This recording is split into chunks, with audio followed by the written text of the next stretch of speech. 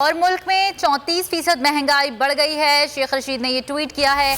मुआशी और कौमी सलामती के बाद 4 अरब डॉलर के लिए कौमी असासे दाव पर लगा दिए गए। मुल्क खाना जंगी के दहाने पर पहुंच चुका है।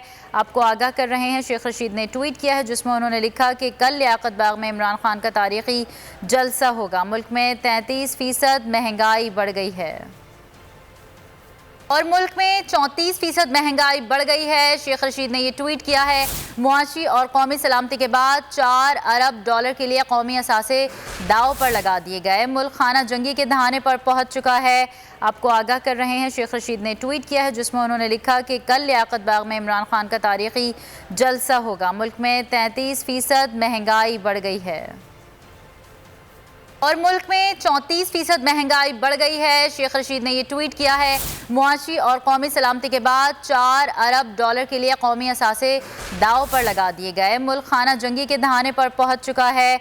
आपको आगाह कर रहे हैं। शेख रशीद ने ट्वीट किया है जिसमें उन्होंने लिखा कि कल लियाकत बाग में इमरान खान का तारीखी जलसा होगा। मुल्क में 33% महंगाई बढ़ गई है। सब्सक्राइब करें और बेल दबाएं ताकि कोई खबर रह न जाए।